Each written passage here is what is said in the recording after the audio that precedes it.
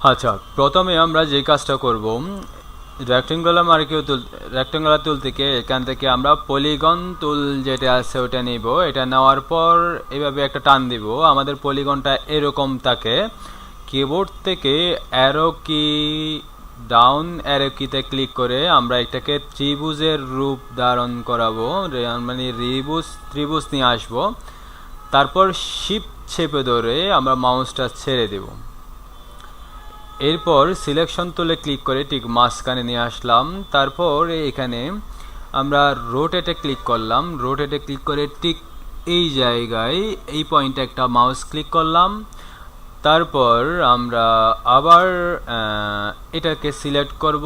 Select করার সময় keyboard থেকে অল্টার চেপে ধরব।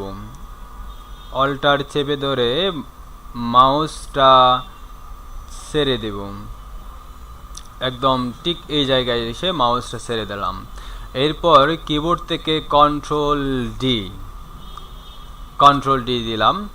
এরপর আবার সিলেকশন তুলে ক্লিক করলাম। তারপর আবার এটাতে ক্লিক করে এবং আমি আবার রোটেট করে ক্লিক করলাম। তারপর এখানে ক্লিক করলাম এই পয়েন্টে। তারপর এদিক থেকে আমরা শিফট চেপে ধরে, আচ্ছা শিফট চেপে ধরবো না, এখানে এসে মাউসটা ছেড়ে দেব। এখন বন্ধুরা আমাদের একটা রবি লোগোর শেপটা চলে আসছে। এখন দেখেন এটাতে আমি একটা কালার দিচ্ছি। এরপর এটাতে আরেকটা কালার দিয়ে একটু কালারের একটু সংমিশ্রণটা চেঞ্জ করে দিচ্ছি। এটা দিলাম। আবার এখানে আরেকটা কালার আমরা দিব, এটা দিলাম। আচ্ছা এটা না, আরেকটু কালার সংমিশ্রণটা আরেকটু, হ্যাঁ। এরপর এটা দেব।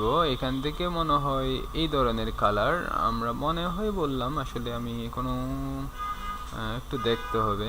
আচ্ছা এরপরে এখানে আরেকটা কালার দিচ্ছিলাম, অনেকটা এই ধরনেরই রবি লোগোটা। তারপর আমরা এখান থেকে এটা এভাবে দিলাম।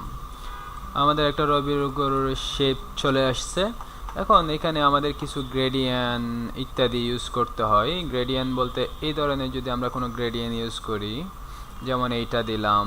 এখান থেকে আমরা যদি গ্রেডিয়েন্ট প্লেটে যাই, গ্রেডিয়েন্ট প্লেট, এখান থেকে আমরা এটা আরও এদিকে নিয়ে আসলাম এবং এইখানে আমি এই কালারটা ইউজ করলাম এবং এদিকে মাউস ধরে এখানে নিয়ে আসতেছি।